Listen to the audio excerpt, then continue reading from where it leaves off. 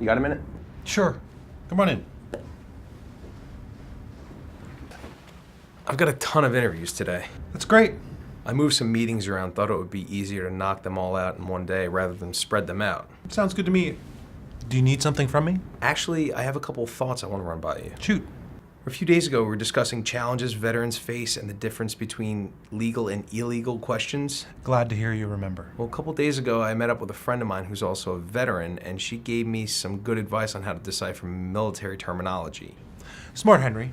It sounds like you're really making an effort. Yeah, but now I'm afraid I'm overthinking it. How do I successfully interview a veteran without being insensitive or too sensitive? The fact that you're thinking about it at all indicates you're trying to do the right thing. Everything else will get worked out as you practice, but I can give you a few tips, guidelines really. The military has a very clear chain of command. In your opinion, what qualities do good supervisors share? Questions about leadership, assignments, and the ability to make autonomous decisions are unlikely to show how veteran candidates can think independently. Instead, ask questions about meeting specific performance objectives within the veteran's control. I'm not quite sure how to answer that question. How have you helped your team keep mission focus? Like, how have you contributed to team motivation? Don't forget the potential language barrier when interviewing a veteran.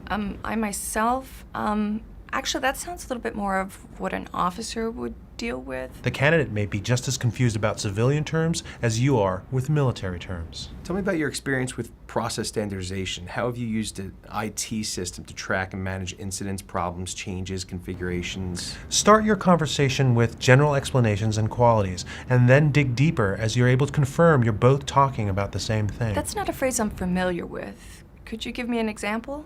Have you used software to manage requests in a help desk setting before? Oh, yes, I have. Did you track incidents and problems separately? I'm not sure I understand the difference between the two. Incidents are interruptions to normal services like password expiring. Problems are interruptions whose root cause is unknown, such as like a computer crashing. Oh, yes, we track those separately in our system, but we use different terms. Do not be afraid of gaps in the conversation. Some veterans may require more time to formulate their response. Accommodate them. Great. Tell me about...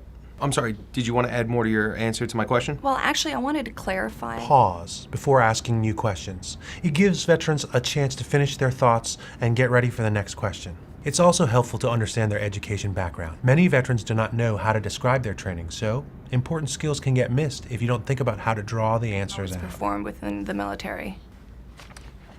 I see you have a lot of training. Yes, the military believes in keeping their personnel prepared. Enlisted veterans may not have a college degree. This can make it tough for civilians to categorize a veteran's education.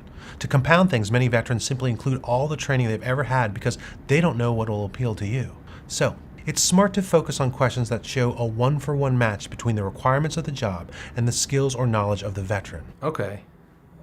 This is a lot to process before I go into these interviews. It may take more time than just a day to get yourself prepared. Here, go to this website. It has job aids and other resources that will help you learn and remember how a civilian job maps to a military job.